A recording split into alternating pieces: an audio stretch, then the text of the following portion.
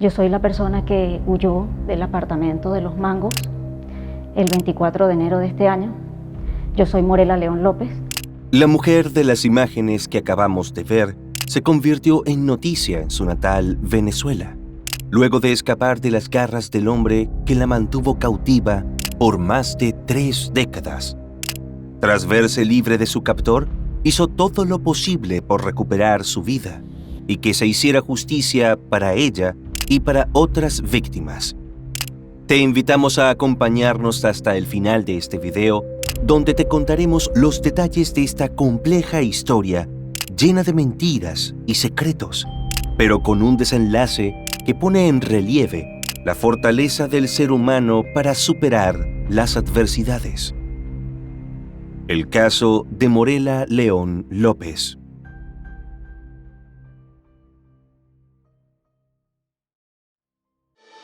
¿Cuál es el límite de la maldad humana que lleva a los humanos a cometer los más atroces actos contra su propia especie? ¿Qué pasa en el cerebro de las mentes más malignas? Todas estas interrogantes nos han quitado el sueño por años. Y ahora, analizando y llevando a tu pantalla los más impactantes casos de la historia, queremos encontrar las respuestas. En Detectives Criminales, 3 veces por semana, te haremos conocer las más perturbadoras historias para que tú mismo puedas contestar esas interrogantes. Mi nombre es Levi y te doy la bienvenida a un video más. Morela León López nació el 7 de marzo de 1970 en la ciudad de Valencia, capital del estado Carabobo, en Venezuela. Es una de los 5 hijos de Elba López Pinto, quien durante muchos años ejerció como abogada y jueza. Según sus seres queridos, Elba crió a sus hijos como madre soltera, aunque con el apoyo de un hombre llamado Francisco. Si bien no hay reseñas que se refieran a él como el padre biológico, dicen que fue la figura paterna de los 5 hermanos a lo largo de sus vidas. La información sobre los primeros años y el entorno familiar de Morela es escasa, pero se sabe que para inicios de 1987, a los 17 años, era la típica adolescente con sueños y metas futuras, pero también con la rebeldía propia de su edad y la ilusión de encontrar el primer amor.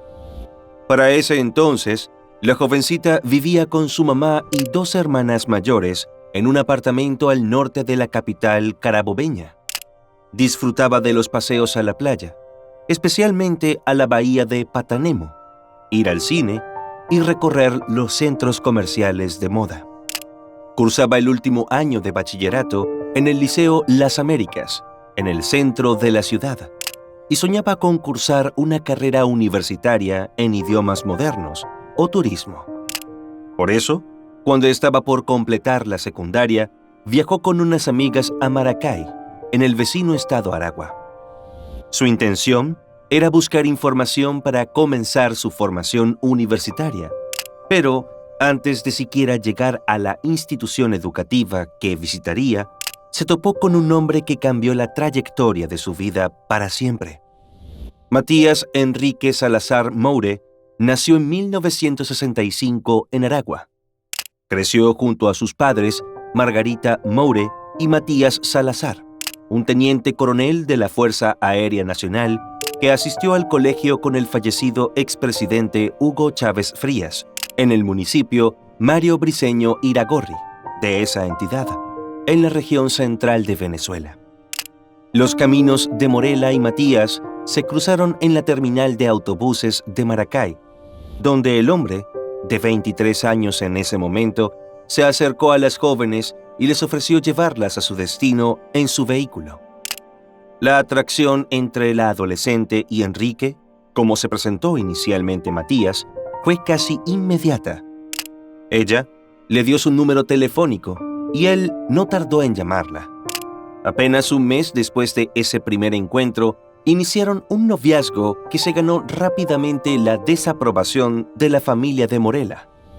Elba consideraba que él era muy mayor para salir con su hija y además no le daba buena espina la dinámica que mantenían. Le parecía que Matías controlaba y manipulaba al adolescente.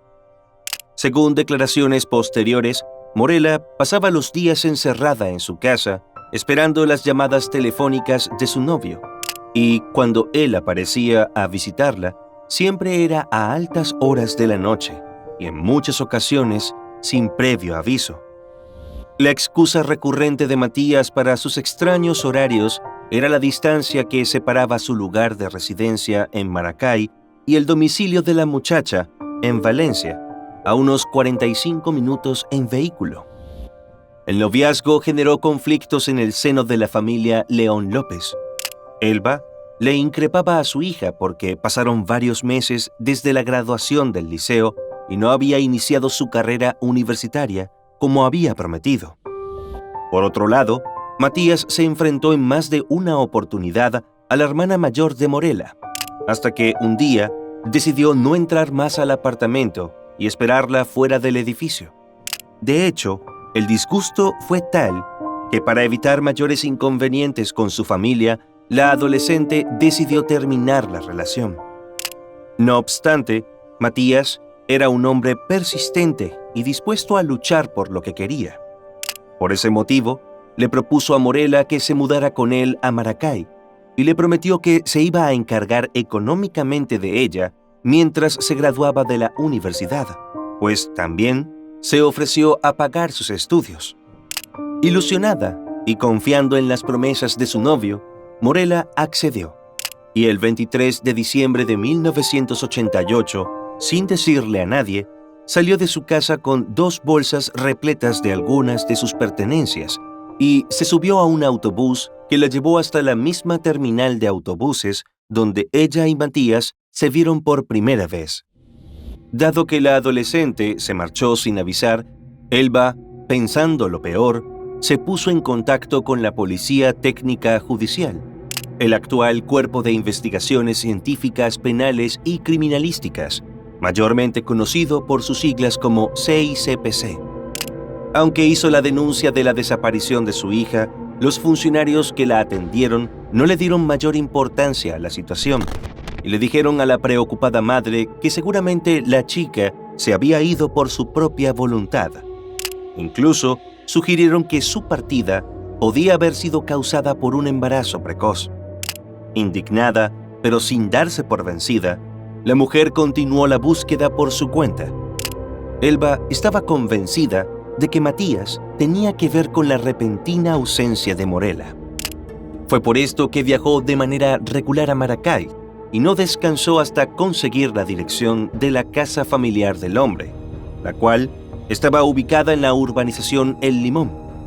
Al llegar al domicilio, la atendió Margarita, la madre de Matías, quien le dijo que su hija estaba sana y salva, pero no le dio más información. Ni Morela ni su novio se encontraban allí en ese momento, pero eso no evitó que se enteraran de la visita. Días más tarde, Elba recibió una llamada telefónica de Morela, quien le pidió encarecidamente que dejara de buscarla, ya que no iba a volver con ellos. Con gran tristeza, ella le respondió que lo único que quería era saber que estaba bien. Lastimosamente, esta fue la última vez que madre e hija hablaron, pues el 4 de diciembre del 2011, la abogada falleció de un paro cardíaco. Para entonces, tenía 75 años, pero jamás dejó de buscar a su hija ni perdió la esperanza de volver a verla. Durante 31 años, Morela pareció haberse esfumado de la faz de la tierra. Además de esta última comunicación telefónica, nadie de su entorno supo más de ella. El misterio se disipó el 24 de enero del 2020, cuando una presunta víctima de rapto y violencia doméstica se acercó a la sede del Instituto de la Mujer en Aragua en búsqueda de ayuda. Al comienzo, ni la presidenta ni la Secretaría General del organismo creyeron la descabellada historia que escuchaban. No fue hasta que la coordinadora del lugar se involucró en la conversación que la misteriosa mujer fue identificada como Morela. Incluso lo dije en el Instituto de la Mujer cuando me preguntaron dónde está tu familia y yo le dije, bueno, ellos están en Valencia. pero yo no sé si mi mamá me quiere hablar. Gracias a que Elba no quiso mudarse ni cambiar el número de teléfono de la casa por si su hija aparecía, las autoridades locales pudieron contactar a la familia y reunir a Morela con sus seres queridos. El caso fue remitido al Ministerio Público para su procesamiento formal. En su declaración a las autoridades y en entrevistas exclusivas con medios de comunicación que siguieron de cerca su historia, Morela narró con detalle cómo transcurrió su vida durante las 3 décadas que estuvo desaparecida. Según su relato, no pasó mucho tiempo desde que se escapó con él para que el comportamiento de Matías se transformara y se convirtiera en un personaje salido de una pesadilla y no del cuento de hadas que ella imaginó. Todas las promesas que le había hecho resultaron ser falsas, empezando por su arreglo de convivencia. Los primeros días la llevaba de un hotel a otro, indicándole que no saliera sola porque no conocía la ciudad y solamente la visitaba en la noche. Después, Matías la instaló en una habitación con entrada independiente y en condiciones precarias. Allí fue donde empezó a ordenarle que le pidiera permiso hasta para ir al baño, y ella le obedeció. Morela contó que entre 1994 y 1995 la trasladó a otro inmueble, en el sector Los Amanes, y que en ese entonces comenzó a comprender que las cosas entre ellos como pareja no se arreglarían. Según dijo, en ese lugar estuvo hasta agosto de 2002, cuando se mudó a un pequeño apartamento en la urbanización Los Mangos. Al igual que en los lugares en donde estuvo hasta ese momento, Matías no vivía con ella, sino que la visitaba durante la noche o de madrugada, y siempre excusaba sus retrasos de distintas maneras. Él comenzó a ejercer aún más control férreo sobre Morela, llamándola por teléfono constantemente para interrogarla sobre cosas que pasaban dentro del inmueble que solo ella podía conocer. Por ejemplo, le preguntaba por la posición de la cortina de la sala o por qué la luz de la cocina estaba apagada. La mujer no entendía cómo él podía saber esos detalles si no estaba en el apartamento, lo que aumentó cada vez más el temor que le inspiraba. Aunque no sabía cómo lo hacía, estaba segura de que la tenía vigilada de alguna manera. Además, Morela tenía que seguir una serie de reglas estrictas y, cuando las incumplía, le daba pie a Matías para ejercer incluso más control psicológico sobre ella. Uno de los castigos que le imponía cuando desobedecía sus órdenes era repetir una y otra vez, durante horas, las instrucciones que él le había dado. Ella estaba al tanto de que la situación en la que se encontraba era tóxica y que había sido privada de libertad. Sin embargo, dijo que estaba completamente consumida por el miedo, al punto de que se sentía incapaz de hacerle frente a su agresor. Durante los largos días y semanas que pasaba en completa soledad, imaginaba cómo sería si pudiera defenderse de él. Hablaba consigo misma en voz alta e intentaba convencerse de que finalmente lo enfrentaría. Pero cuando llegaba el momento, el terror la paralizaba. Lentamente, las semanas se convirtieron en meses y los meses en años. El control de Matías era absoluto y fue creciendo con el tiempo. Las reglas a seguir también aumentaron, tornándose cada vez más estrictas. Cuando él estaba en el apartamento, Morela tenía que pedirle permiso para cosas tan simples como buscar agua o ir al baño. Además, cuando oía las llaves que anunciaban la llegada del hombre, tenía que esperar en la habitación hasta que él le permitiera salir y adoptar una actitud sumisa. Debía hablar en un tono de voz muy bajo y pausado y caminar lentamente. Estas indicaciones tenían como objetivo descalificarla como mujer y atacar su autoestima, ya que le decía que así era como se tenía que comportar una dama. En el apartamento había unas llaves de repuesto, pero solo en 2 ocasiones Morela tuvo el valor de tomarlas. La primera vez que lo hizo, Matías la golpeó en el pecho con sus nudillos y le presionó el cuello con las manos hasta hacerla perder el conocimiento. Lo más extraño fue que él no estuvo presente en el lugar cuando ella las tomó, por lo que no entendía cómo se había enterado. La segunda vez, solo limpió el llavero, y en esa ocasión él la agarró por el cabello y le clavó los dedos en la piel hasta que le dejó hematomas oscuros. Aterrorizada, Morella desistió de la idea de huir de la prisión casera en la que se había convertido el apartamento. Estaba completamente convencida de que cualquier intento de escape sería descubierto y tendría que sufrir las consecuencias de sus acciones. Incluso, pese a tener un teléfono celular básico, no se atrevió a utilizarlo para comunicarse con nadie más que no fuese Matías. Su única forma de entretenimiento eran la televisión local y la radio. Fue justamente gracias a esto que finalmente se animó a intentar luchar por su libertad. En uno de los programas que escuchaba con regularidad, oyó hablar sobre el Instituto de la Mujer, una organización que ofrecía apoyo a las víctimas de violencia de género. Con esa información en mente, pensó que tenía una posibilidad de recibir ayuda si lograba abandonar el inmueble. Fue así como el 24 de enero de 2020 reunió toda la fortaleza que pudo y se plantó frente a la puerta de entrada observando el manojo de 8 llaves que colgaba en la bisagra superior. Con mucho cuidado, las fue probando en la cerradura hasta que finalmente encajó y abrió. El siguiente obstáculo fue la reja exterior, que daba directamente al pasillo del edificio. Tenía 2 cerraduras y un pasador en la parte superior, el cual intentó mover con suavidad para evitar llamar la atención. Si bien estaba sola, temía que algún vecino la pudiera ver. Después de confirmar que la puerta funcionaba, volvió al dormitorio para vestirse con la escasa y dañada ropa que tenía. Un pantalón negro que, debido a la considerable pérdida de peso, le caía de la cadera, una camisa y unos zapatos deportivos blancos. Luego, regresó a la entrada y con el corazón latiendo con fuerza, repitió el mismo procedimiento para abrir las cerraduras. Una vez que logró salir a la calle, comenzó a caminar hasta que consiguió la dirección del Instituto de la Mujer de Aragua. Con menos de 1,5 metros de altura y un peso de 38 kilos, Morella tenía la contextura de una niña de 11 años. Pero eso no le impidió andar a pie durante 2 horas hasta que llegó a su destino. Estuve mucho tiempo caminando porque yo no conozco la ciudad.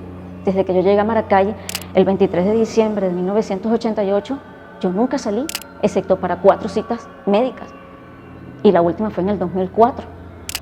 3 días más tarde, el 27 de enero, Matías, entonces de 58 años, se presentó ante la Fiscalía de Aragua para denunciar la desaparición de Morella, a quien se refirió como su esposa, añadiendo que también sufría de problemas de salud mental.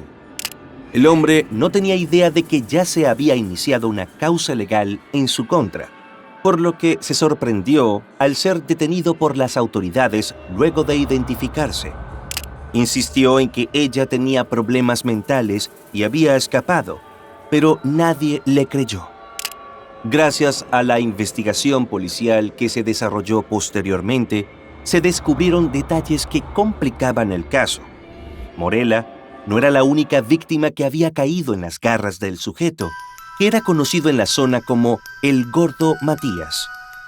Fanny Araque y su hija, María de los Ángeles Salazar, vivían en otro edificio del mismo conjunto residencial donde estuvo cautiva Morella.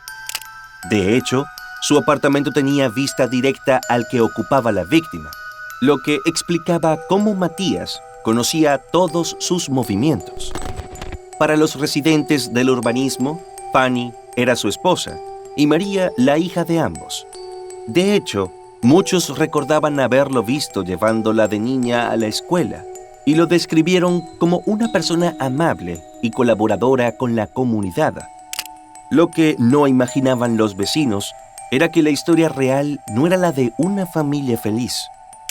Luego de que la noticia del escape llegara a los medios de comunicación, la familia de Fanny declaró que ella había estado desaparecida durante 23 años luego de haberse ido a vivir con Matías.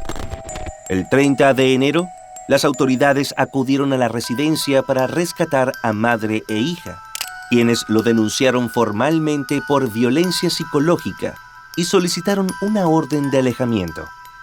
Las revelaciones no acabaron aquí, ya que poco después se dio a conocer la historia de Ana María Galvicius, cuyos familiares aseguraron que había estado desaparecida durante 35 años.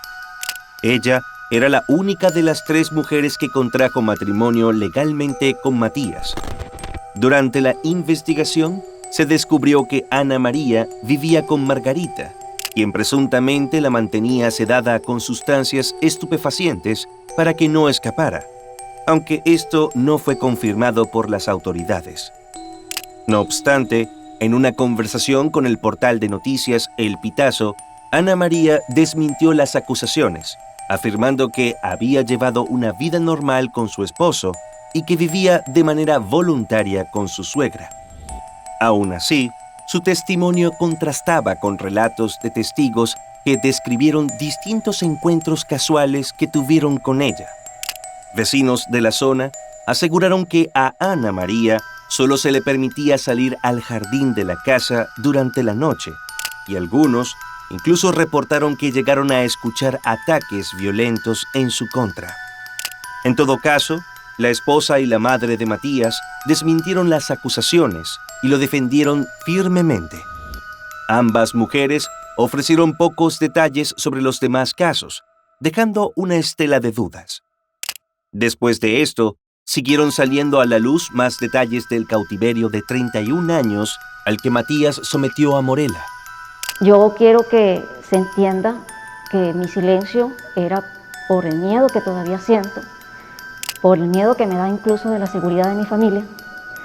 Nosotros estamos solos nosotros, no contamos con protección de ningún tipo, pero me di cuenta que el silencio no me estaba beneficiando en nada ni a mí ni a mi familia. De hecho, se estaba prestando para que se dudara de la denuncia que yo hice. De acuerdo con su declaración, ella vivía en condiciones precarias, sin conocer la verdadera extensión de las actividades de Matías o de su riqueza. Solo después de su escape comenzó a revelarse la verdadera naturaleza de su captor, así como la vida de secretos y mentiras que construyó para salirse con la suya. Morela relató que desde 2017 la ducha del apartamento estaba rota, por lo que se aseaba con agua almacenada en recipientes y el baño no tenía luz ni un drenaje adecuado. También dijo que dormía en un colchón sobre un marco de metal que se estaba cayendo a pedazos, y solo la habitación y la cocina tenían iluminación, ya que el resto de las áreas carecía de portalámparas o boquillas para colocar bombillos. Además, Matías no le llevaba suficiente comida cuando la iba a visitar. Le decía que la mantequilla era muy costosa y por lo general le llevaba productos subsidiados por el gobierno a través del programa de Comités Locales de Abastecimiento y Producción, conocido como CLAP. Dado el secretismo de las autoridades en torno al sospechoso, El Pitazo realizó una investigación periodística, recurriendo a familiares, amigos y vecinos de Matías para conocer más sobre el misterioso hombre. Se descubrió que desde 2012 era propietario de Interseal de Venezuela, una empresa de pinturas, y que la misma estuvo activa incluso hasta finales de 2019. También fue presidente de Japón Auto Parts de 2003 a 2007. Una vecina de la urbanización comentó que siempre que se encontró con él era un hombre cortés y caballeroso, y que en varias ocasiones la ayudó con las bolsas de las compras. Aunque inicialmente dijo ser abogado, luego se supo que tenía una imprenta que trabajaba como contratista para varias alcaldías de Aragua. El 10 de febrero de 2021, el equipo legal del acusado salió a la luz pública con una defensa insólita. José Briceño Barreto, uno de sus abogados, declaró en una rueda de prensa que no había ninguna ley que impidiera a su cliente tener 3 familias al mismo tiempo, asegurando, además, que todas eran felices con él. Intentaban proyectar una imagen de normalidad y consentimiento, pero Morella no tardó en desmontar esa farsa. Uno de los argumentos que utilizaban era el de la propiedad de la vivienda en donde estuvo encerrada, la cual afirmaban que le pertenecía a ella. No obstante, la víctima expuso de inmediato la falta de evidencia para respaldar esto. Al día siguiente, el 11 de febrero, Matías fue formalmente imputado por los cargos de violencia física y psicológica, amenaza, violencia sexual y esclavitud sexual. Con esto, se dio inicio a un proceso penal que se extendió por 3 años. Desde ese momento hasta agosto de 2021, Morella recibió pocas noticias sobre el avance de la causa, excepto que el tribunal ya estaba trabajando con los funcionarios de la ley que la interrogaron. En una entrevista, la mujer expresó su fuerte sentimiento de ansiedad. A este malestar se sumaba que, además de tener que adaptarse a una sociedad que no conocía, también se enfrentó a las dificultades generadas por la pandemia de COVID-19. Aunque se acostumbró al confinamiento con relativa velocidad gracias a su experiencia previa y al apoyo de sus seres queridos, las restricciones impuestas por la crisis sanitaria le impidieron algunos reencuentros importantes con sus familiares, como por ejemplo, con uno de sus hermanos. Además, también tuvo que conocer a una gran parte de su familia extendida, como sus sobrinos, a través de la pantalla de su teléfono. A Francisco, su figura paterna, lo pudo ver en muy pocas ocasiones, ya que, dada su avanzada edad, debía cuidarse más de no contraer el virus. Morella tampoco pudo seguir asistiendo a sus consultas psicológicas y nutricionales. Esto, sumado a la opacidad con la que las autoridades manejaban el proceso judicial contra Matías, le dificultó aún más el largo y empinado camino hacia su recuperación. ¿Cómo va el proceso con detalle? No lo sé. Y yo debería ser notificada por el tribunal, y eso no está ocurriendo. No fue hasta el 21 de junio de 2023, poco más de 3 años después de escapar de su encierro, cuando Morella y su agresor volvieron a cruzarse. Ese día se llevó a cabo una audiencia de más de 9 horas en el Tribunal Primero de Juicio de Aragua, el cual sirvió como el escenario de un tenso reencuentro entre ambos. En una entrevista, Morella habló del miedo que sintió al verlo por primera vez después de tanto tiempo, pero afirmó estar consciente de que era una emoción que aún tenía que aprender a controlar. Eran cerca de las 10 de la noche cuando se dio por finalizada la sesión. Morella salió del tribunal como una mujer finalmente libre, aunque con un sabor agridulce.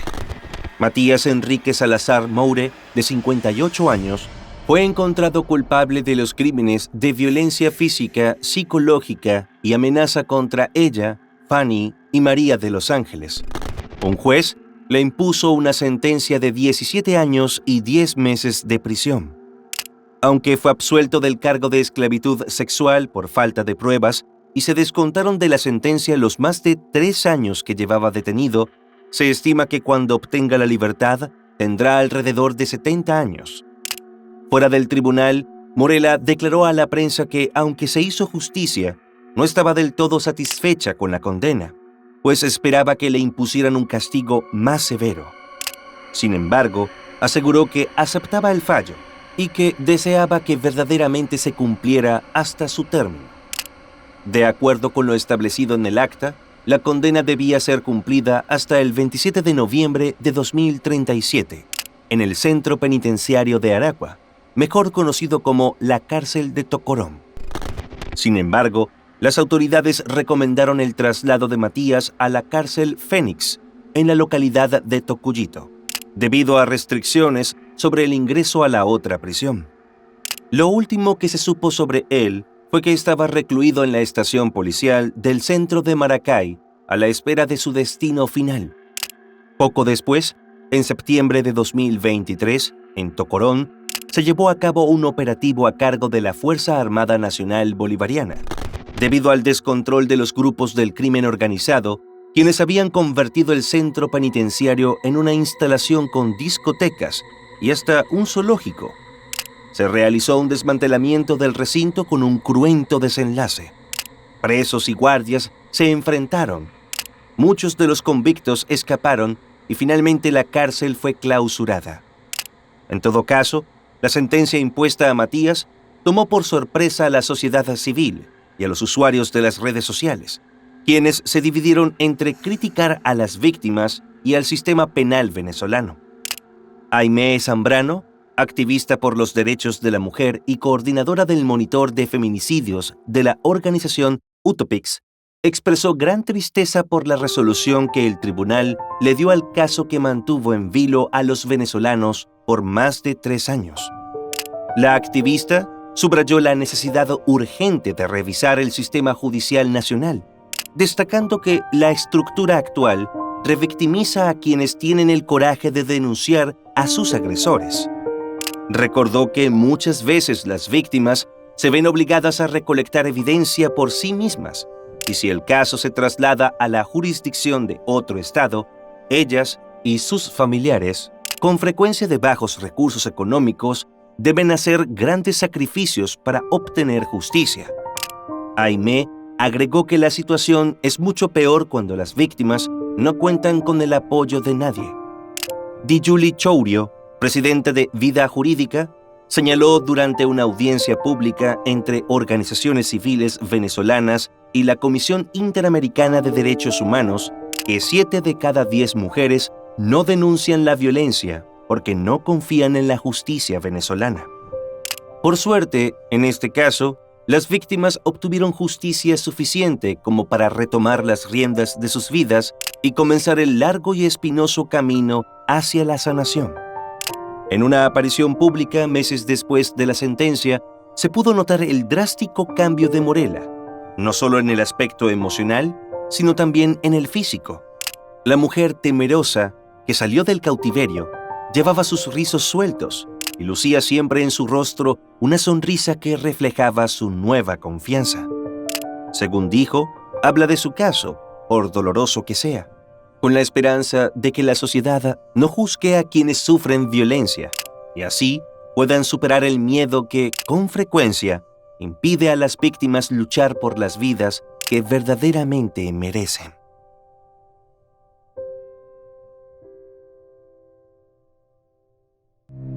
Y bueno, hasta aquí un caso más. No te olvides antes de irte de dejar tu me gusta y suscribirte si este contenido te ha parecido interesante.